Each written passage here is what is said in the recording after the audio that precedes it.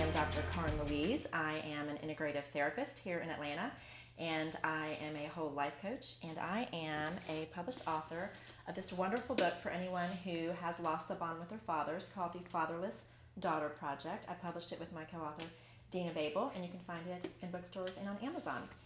And I just want to tell you a little bit about me. I do integrative therapy work, which also kind of means holistic therapy, which means I work with people on the different levels of life, like the mind, body, spirit, and the heart. And so that's why I have a show that focuses on the space where the mind, body, and heart meet the soul, which is what we're going to be talking about here today. And we're going to be talking about where the mouth meets the soul today, too, because I have this wonderful friend of mine and also a licensed therapist, and her name is Meghan Klein Toups. Welcome. Thank you so much. How does it feel to be here with all this yummy food?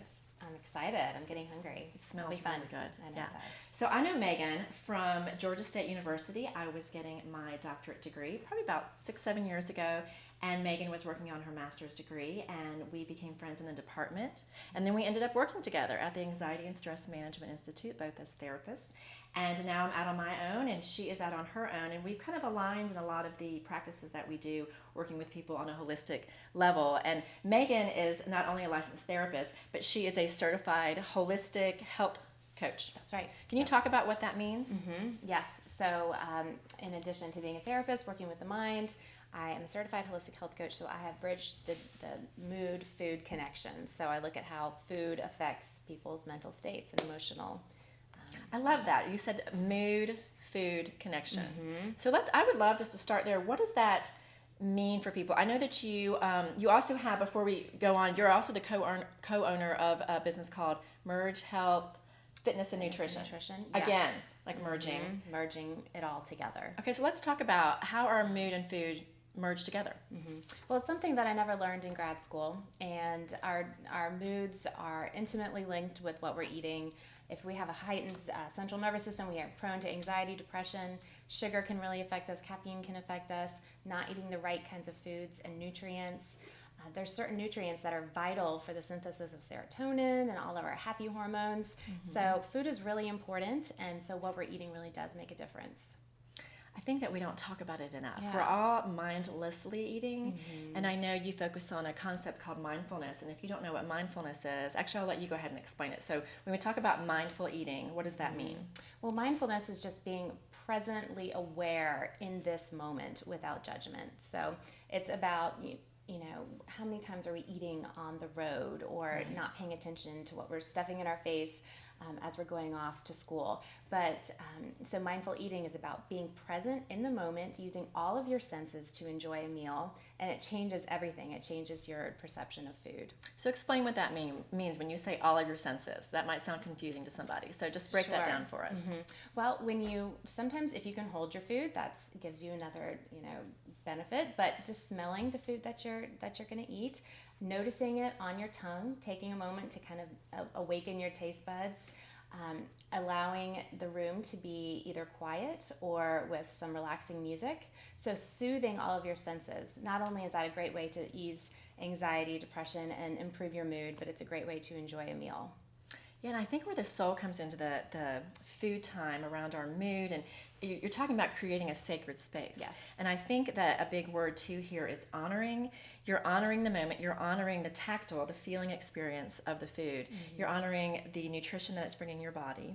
You're paying attention. You're being present to the way that it tastes, smells. You're making it into a practice. Yes. Instead of a passive experience that how many times do you eat and you don't even remember what it tastes like? Yeah. I find myself, once you learn to do this, you'll find yourself 90% of the time eating food and realizing I love chocolate and I'm stuffing it in my mouth. Yeah. And you're watching something or you're doing work and you're like, I'm not even tasting this chocolate. Exactly. And so when you're aware of it, things begin to change. And also, you can go back to the farmers that produced the vegetables that you're eating and the soil conditions, and honoring the soil conditions, and that the sun had to shine the right amount and the rain had to come at the right time, and just kind of thinking about where your food came from will shift everything. So it could be a great journey and a great practice for anyone to cultivate. I love this. I have a dear friend that has taught me. I love having lunch with her, and her name is Doctor Karin Show, and she does a prayer before every time we eat, and I always ask her to do it. And she'll go back and bless the farmers, the earth. She will thank whatever animal, if there are any on the table that have given up their lives. She thanks the earth for providing the food, and it always puts me in like the most blessed place before I eat, because I mean we forget to do it. Oftentimes we'll bless our food and we do like a rote prayer that we kind of learned when we were little. And again, that can be very passive and not mindful. But I think when you're stopping and honoring, it doesn't have to take very long. Where the food is coming, where the food is going. Right. It creates a practice around it. Yes. And I think in other cultures, they do it a little bit more reverently than we do. Absolutely. I can't wait to hear more about what you do to create mindfulness around eating. But I want to first kind of go back and find out, I know this is your passion, and I actually don't know Meghan's whole story. So I was really curious about how this became such a passion of yours. Yeah, well, mind, body, spirit has always been a part of my life from a young age. I was very in touch with the spiritual world, the physical world, but not so much food.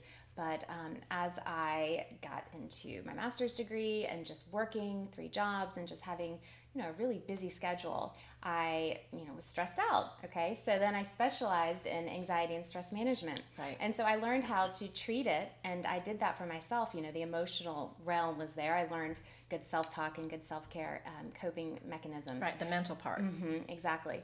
But then I knew that there was more to the puzzle, because a lot of my clients were talking to me about what they were eating, what they were drinking, Right. who they were in relationship with, so there was Right. more to it. So I went and got certified as a holistic health coach and learned that food can make a huge difference in your well-being. And so while I teach this, I also went on the journey myself. And I learned that I can really manage my stress and anxiety and live a more balanced, joyful life when I'm doing so intentionally and eating the right foods and giving my body the right fuel that it needs. So Meghan, have you noticed a change in your own life based on some of the adjustments that you've made around food, just personally? Yes, huge difference, huge shift.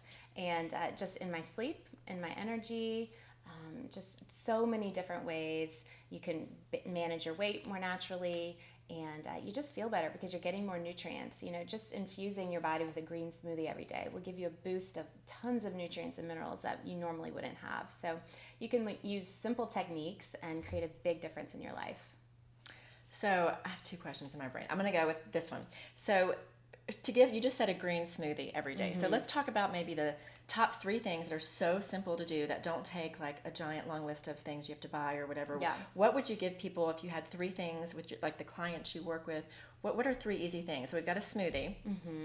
And what else can people do that would be a pretty easy shift that they can just start today? Okay. That people seem to do easily. Yeah, drinking an extra glass of water. That's it. So right when you wake up in the morning, make a glass of water and put it next to, the fridge or whatever in your kitchen, and drink it every day. Earn your coffee. Earn your coffee. Yeah. I started doing this in the morning, and I now use either lemon, which I know a lot of people are doing, but also the apple cider vinegar. Yeah. I was at Whole Foods like a month ago, and there was this sweet little old man wheedling his way over.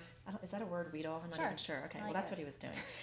and he was bragging to everyone how his doctor told him to take this apple cider, and I was like, I didn't want to think I was copying him, but I was. And as soon as he left the aisle, I went down there. I'm like, if he's doing it, I'm totally doing this, because I've heard about the apple cider vinegar in the morning with the water or the lemon. So why would something like that, in addition to just the water, if somebody wanted to supplement it with that, why would that help? Yeah, that's an extra boost. If you want to do the water, that's great. But if you want to add lemon or the apple cider vinegar, that's even better. It helps alkaline your body. That's it, the pH balance, right? Yes, it's key, because you want your body to be at a great pH level to help prevent disease and illness and boost your immune system as well. Okay, so I didn't know it boosts. Yeah. I was just doing what the little old man did, so I know it boosts immunity. Works too, but I love it though. I find myself, I don't even sweeten it. Like I just enjoy it. And now, once you get into a practice, it becomes a routine. Like I think it takes like 3 days. Yes. And then like you're good. I think so too. So we're starting our day with an extra glass of water, maybe add some lemon or some apple cider, and it's the raw apple cider vinegar. So what's one more thing around like food that that you found is pretty easy for people to tweak like immediately? Yeah, I think maybe just adding a breath before you eat. So talk about that. Why? That's it. Pausing before you eat to recognize, am I really hungry or if I'm emotionally eating? And so you can take a pause, you can take a breath, just check in with yourself, check in with your body, and then eat. That's it. And that is enough to create a powerful change, because when you're aware, you're ending the cycle of mindless eating. I love that. So it's pausing, taking the breath, and checking. I think one other thing that I'm going to add, because someone taught me this, not only am I hungry, but am I really thirsty? Yes. Right? Right. Because sometimes, and I do this, like I sit down and I find myself wanting something, but I realize I just really need some water. Exactly. And once I drink like a glass of water, I'm not quite so hungry. Yeah. Not that I'm trying to avoid food, but it's like the body really is calling in Yes. for hydration. Yeah, I love that you said that, because when people crave foods continually, that's often a sign that you're dehydrated. So definitely. Huge. Huge, yeah. I mean, it makes you tired. It makes your mental capacity lower, right? Yeah. So we've got a few simple tips to begin with, but I know this is much deeper than that. So I do want to kind of talk about how you've been able to help people. You know, what do you, I think people can really, everyone can relate to the food thing. Everybody, no matter what size you are, what culture you're from, because we're doing it every day. We're mostly mindlessly doing it. And I mean, most people have, especially women, have challenges, and a lot of it's related to the mood. She uses the words, the mood food eating. So would you talk about some of the top things that people tend to come to you with as far as challenges around food or nutrition and health? Yeah, well, people always, well, not always, but very frequently come because of their weight or just wanting to feel more in control of their food.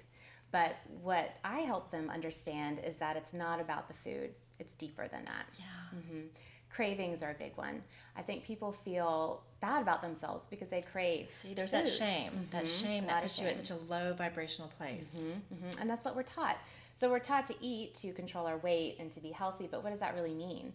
And that's part of what led me to write my book, The Calm Cure, is that we have to eat for our mood, to feel good, to feel joyful, because that's how change happens in the world. Not to eat because it's low fat or has fake the sugar. rules. The rules. It's deeper than that. Food is a deep relationship that we have, that each one of us has. So if we could cultivate that and form that and nourish it, our life begins to change. Yeah, because I think you brought up some important words. We brought up rules and shame, because when we're trying to follow this regimen, then we judge ourselves for falling off. So then that shame comes in. Am I doing it right or wrong? And then it's like the relationship becomes one where we're battling our own self-esteem and our self-worth, and we're feeling this experience of shame around it instead of joy and appreciation. Yeah. I want to just go back to the fact that you said you have a book, and I want to just clarify. So her book is going to be coming out. Yes. I know she shared this with me, and I was so excited. And I want you to talk a little bit about that, because I know you're getting ready to publish, and it's called The Calm Cure. Calm Cure. I wanted to make sure I had it right. Yes. So talk a little bit about how that was inspired and what that book means to you.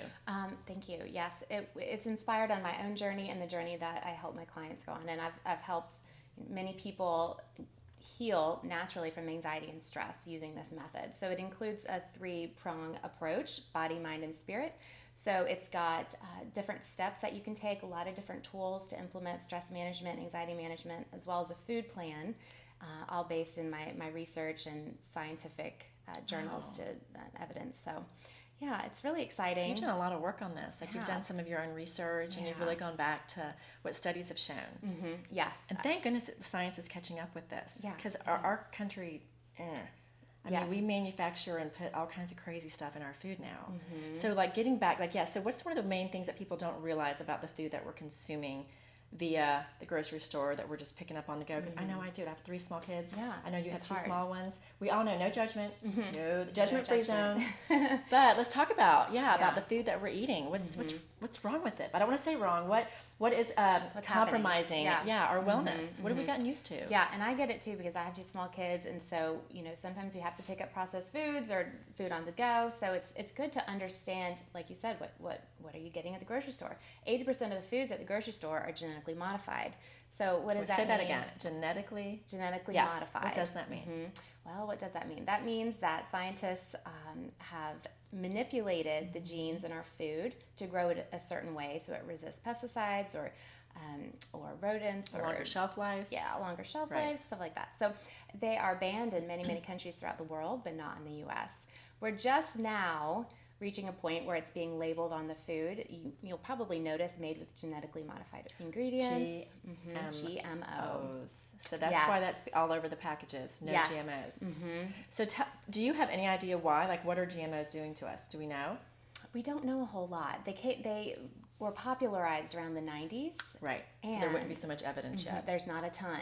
Now, there are some scientists doing some correlation studies on autism and allergies, which really did boom in the 90s. Right? I mean, hello. The the gigantic swelling we've had of these disabilities and of these genetic malformations.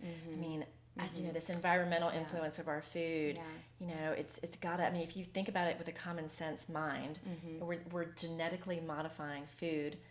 I mean, it does make sense that it's not benefiting our wellness, because the best food is the kind that comes right out of the earth. I know someone said, don't eat food that your grandmother would not recognize as food. Like, I go back to that all the time. Yeah. And so what does that even mean? Don't eat food that your grandmother would not recognize as food. Right. And the thing now is that she would recognize it at foods, but it's not the same food that she had. See, and right. That's the tricky part. Because it's been changed. I'll notice if I get food from like Whole Foods or somewhere that it has been organically certified, and I know organic is different than natural. So the organic label means that it's all organic, and it's not been compromised in that way with the GMOs specifically, especially if that's on there, but it goes bad a lot quicker. And I get frustrated, but we're so used to food that stays okay. Like, I hate to say the food, but there's a certain little spongy cake with frosting inside that apparently it's supposed to like be good for, I don't even know, like a lifetime if it stays. Oh my gosh. I mean, you hear these things. Yeah. I know someone told me, a friend of mine says that he's like, if you leave food on a plate overnight and then you get up and see what it looks like in the morning or the next day, like that's what's happening in your body. Right. I mean, we're getting real here. Yeah, I like it. So the journey with clients, I mean, we can talk about the way things have been modified, and we can talk about mindful eating, but when we talk about how to apply this, like, you're busy, you're on the go, like, how do people find time and find the resources? How do you help them get to a place where this is doable? Because we all have a million excuses why it's not. Right. It's hard. It's very hard. It takes preparation, but I think when you can find a deeper meaning to do it, it gives you the why. Oh, I love that. A deeper meaning. So, for example, if somebody comes to me and they're struggling with cravings or just feeling bad about themselves with their food choices, we'll help decipher the cravings. What are they really telling you? Or is there an emotional component to it? A lot of times when you crave sugar, you're craving sweetness in your life. I used to be a chocoholic, and I ate chocolate all the time. I always wanted around 4 o'clock when I got tired. Yeah. And when I got my nutritional testing done, I was extremely low in magnesium. So what does that mean? Chocolate is chock full of magnesium. And magnesium is also a powerful relaxant. So anyone who's struggling with anxiety issues, it'd be a good thing to get that tested, just to give you some more information. It's so interesting. So how can people find places that do this kind of testing? What would they look? What would the words say if they wanted to Google it? Right. You'll want to look for an integrative MD or a functional medicine doctor.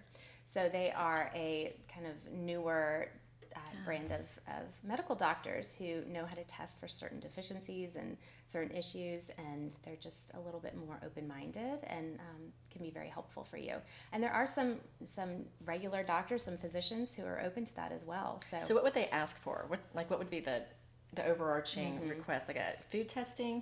What would they ask food for? Allergy testing, Okay. Nutritional deficiencies would be very helpful. There's an ALCAT test or ALATest test that will show you if you have any sensitivities to food. What are the top food allergies? Top ones are gluten, dairy, nuts, eggs, and soy. So people, you hear stories all the time of people who have all these, they get sick a lot and they're tired all the time, and then finally they get introduced to one of these doctors and they realize, oh my gosh, I'm allergic to like a huge percentage of the food I'm eating. Yes, and as Hippocrates said, all disease begins in the gut. Right. And so when we can heal our gut, and our guts are intimately linked with our brains. They're always in communication, always giving these status updates throughout the day. Are you happy? Are you happy? And they're talking. Status updates. Yeah, so if your stomach is not happy, your brain is not going to be happy. And so a lot of illness and allergies come from leaky gut, and so you have to heal that up. And it takes time. And it's it does take time. It makes me have so much compassion for the people that I have so many friends that have had gut issues and colon issues and stomach issues. It makes me have so much compassion for them and for whatever you've gone through, because people just haven't been paying attention to that, and they're throwing certain medications at people and their whole life, and they don't realize that they're being compromised in such a way that's contributing to so much pain. Yes.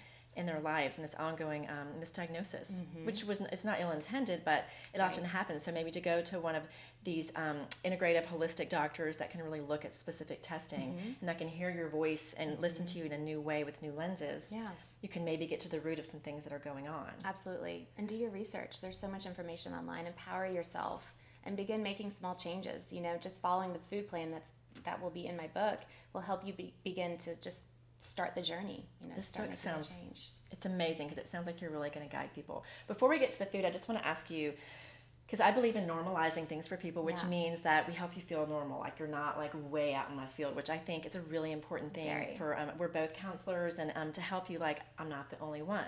So could you just give a couple of things that people with mood relating to food, when people show up, and it also relates to your spirit because that's your emotional self. So what is often going on with the person when they're having food issues or craving issues? Like, what are some of the emotional or spiritual deficiencies or challenges that you see come up a lot, so people can understand that, oh, maybe that's connected to my food?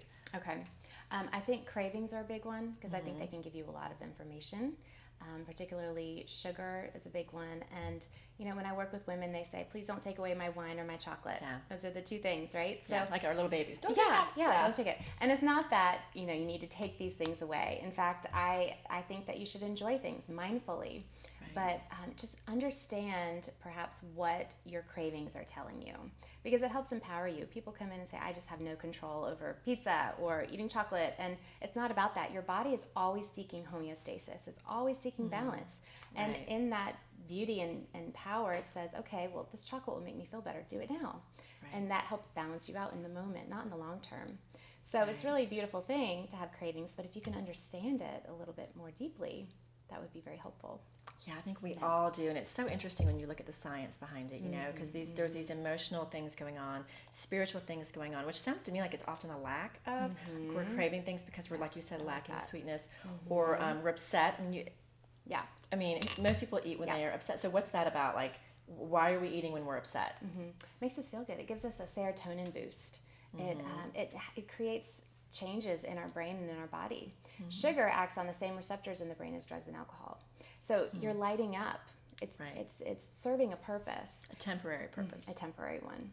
Yeah. So that's interesting. So that's why you feel better, because your body's releasing these chemicals called neurotransmitters, which includes serotonin, maybe dopamine, whatever it is, but that's what makes you feel good. Like you've earned a reward. Absolutely. Yeah. And so there's a reason why you're doing it. So again, judgment-free zone. I mean, our bodies crave to be rewarded and to feel better. So, you learn to make yourself feel better that way. But what Meghan can help you do is get to a place where you understand what's precipitating the eating, and you can use other coping mechanisms, because the word that you keep using is control. I mean, at the end of the day, I think control helps us to find that place of homeostasis where we're not wobbling so much and feel out of control. Because it sounds like that comes up a lot. Yes, and especially with anxiety, it's all about control, feeling out of control and wanting to control your environment. And so food is a very common symptom of that. So yeah, I like that. Gosh, there's so many layers. We could go on and on, but Meghan's going to make for us today some energy balls, and we know that sounds like a Saturday Night Live skit, but we are going to make energy balls, and they're going to make us feel better. And it smells delicious here. So talk about what we have in these bowls here. So this is a super easy. You can make it with the whole family. It's great for mood management because it's got lots of protein, and you can just grab them on the go. And one part of eating healthy is preparing. So you can prepare a bunch of these and pop them in your fridge. So basically, you want to start with a base of a nut butter. This is almond butter right here. Looks good. And I can send over the exact recipe, but it's about a half a cup of almond butter. And you'll put in about a cup of oats. You'll be surprised at how easy this is. About a half a cup of flax. So flax has omegas and lots of good fiber. Yeah, what do the omegas do for us? Great for our brain health. So for managing our mood, we want to enhance our brains, make sure we're having our omegas. Okay, so let me pause, because I know people that are watching their weight see almond butter and think fat. Yes. So let's talk about that. You're not going to need a lot of these. That's a good thing. And so you're just going to have one or two of these energy balls. So, and that's all you need. So why would the fat, because I've just watched yesterday, I think, one of the shows, and they were talking about debunking the myth that fat is always bad for us. So why would something like almond butter in a proportionate amount be good for us, actually beneficial? Absolutely. Fat does not make you fat. Sugar makes you fat. Fat does not make you fat. Sugar makes you fat. Yeah. The best quote of the day. So talk about that. Why not? So your organs need fat. Your body needs fat. Your skin needs fat. It's crucial for your body. It'll hold you over longer. And when you're choosing the right kind of fat, the fat from Doritos isn't quite the same as a pure almond butter or something like that. Sorry, guys. But, it's healthy for your insides, for your brain, for your development, especially for children. So this is a great way to get that. Right. She did check in to make sure no one had a nut allergy before doing this. But Yes. I love to go back and look at that because we've been trained to run away from fat. That was the huge thing. Yes. And then you talked about protein being good for our, what word did you, was protein boost? Well, I said it was great for mood management. The mood management. So you don't have that emotional roller coaster up and down with sugar. Okay. But for our muscles, if you work out, exercise, you need that protein. Okay. Yep.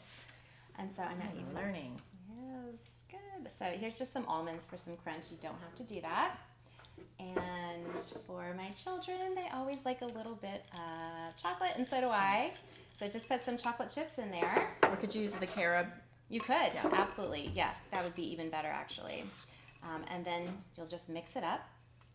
And I have some chia seeds over here. Have you had chia seeds before? I've had chia and things, but why do we want chia? It's like the flax. So I great. need to know. Yeah, so it's one of the super seeds. Flax, chia, and hemp are all super seeds. So this is full. Chia. It's the same thing. Don't pretend like you weren't thinking it in your mind. Yeah.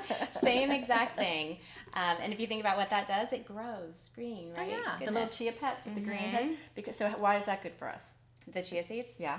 They're great because they are full of protein. Right. It's a complete protein, as if you were to eat meat. Same thing. Have all the amino acids and omega-3s, which is crucial for brain development. So you can either throw those in, or what I like to do, okay, this is going to get kind of messy, but I'm just going to take the mixture, and if it's too wet, just add some more flax, and that'll dry it up, and then I'll just roll it in the chia seeds, just like that.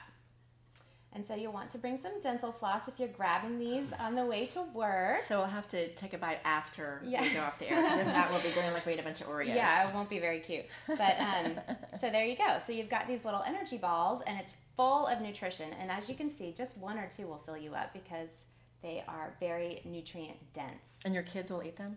They do. Mm-hmm. That sounds Yeah, like magic. and you can add some more honey. I brought some honey, some organic honey. If you use local honey, that's even better. Great for your allergies and immunity. So I just heard this. I love this. Because I want you to explain that, because it's knowledge I just got. You may all know this, but I literally, this has come up like 5 times this past month. Oh. If you are eating the honey or using it in food from the area that you're from, the bees, explain it, because I'm gonna. No, you're doing a great job. The bees, the pollen, I'm gonna use the wrong words, but what is specific about the honey from where you're from, and why does that help with allergy relief? Because they are creating basically an allergy tablet based on the allergens in your area. I mean, it's amazing. That is so. Yeah, I mean, it really God is. is so cool. By the way, So cool. I mean that the bees in your area. So if you want to boost your allergy resistance, the bees have created an anti-allergy potion. Yes. But the specific thing is to try to get it from your community. Ideally. I think that is incredible. Yeah. So now I love And honey. it tastes amazing. Yeah. So for your kids, you might need to put a little more honey or maple syrup or a few more chocolate chips, but my kids will eat them. And you can play with it. And it's great to do with the kids too, because you have messy hands and they seem to like that, using another one of your senses. So it's a great mindful activity. Yeah, and the kids are more likely, I find, to eat food they help prepare. Oh, completely. Right? Is that how it is in your home? If you haven't tried that, try it. What else do your kids like to make? Smoothies. If I make a smoothie and they make it the exact recipe, they'll eat it, but not always mine. Give us a smoothie recipe. We know people love smoothies. Like, what's a go-to for kids? Yeah, an easy one is I always use a handful of spinach, because spinach is a really easy leafy green to hide the taste of. Okay. A banana, a large handful of frozen pineapple, and throw in a teaspoon of chia or hemp seed for a little bit of protein, and just blend it up. No liquid? If you use fresh and you have a Vitamix, you don't have to, but okay. Otherwise you can put some water in or some coconut milk. Almond So milk. my kids have convinced me they need ice cream in their smoothies. You know what? If they eat green, do it. Okay. Yes. Yeah. Whatever it takes to get the green in, because your taste buds will eventually change. But I love that, because people would probably run from throwing spinach in, but you're saying you could hide it. Meghan is Easily. awesome. She's given us still get her book when it comes out, because there is like a plethora, I know, of she goes deeper into explaining the integrative approach to wellness and eating, and how eating is tied to emotions and your overall health. Meghan and I are actually doing, I think I brought up this before, but we're doing a retreat here, so I just want to remind you guys, we're going to be doing a retreat on spiritual parenting, and we're going to have kids and parents together here in the Center for Love and Light in Decatur, Georgia, on April 23rd, which is a Sunday. And then we're going to have a Mother's Day Wellness Summit at this beautiful place south of the Atlanta airport called Serenbe. They've got a labyrinth there, and you can find yourself again. And I have found myself there many times. Yes. They have animals everywhere, and we're going to do it Mother's Day weekend, May 13th, which is a Saturday before Mother's Day. And we have limited space for both. So if you are interested, our websites, I'll go ahead and do mine, and then I'm going to pass it to you guys. So I'm Dr. Karin, and my website is the word doctor spelled out, DOCTOR, and then Karin is KARIN.com. And I am also on Facebook, Twitter, Snapchat, Instagram, and just look up Dr. Karin, KARIN, and you will find me, and you'll see pictures of my kids and me doing poses. And I've got a ton of really great inspirational quotes and links to my book and other things that I'm doing. So where can we find you? Yep. Similarly, all over social media, and my website is megantoups.com. My other website is Can you spell that out for everybody? Okay, MEGHAN and then TOUPS. It's a Cajun name. Nobody hears it here. Yeah. But megantoups.com, and my business with my husband is mergeintohealth.com. And Instagram, Facebook would love to connect with you. So I thank the fabulous Meghan Toups for being here, and I thank you for being here. Remember, you have a sole purpose for being here, and this energy ball has a sole purpose for being in my mouth. So I'm going to shut the cameras off before it gets all in my teeth. See you next time. Bye.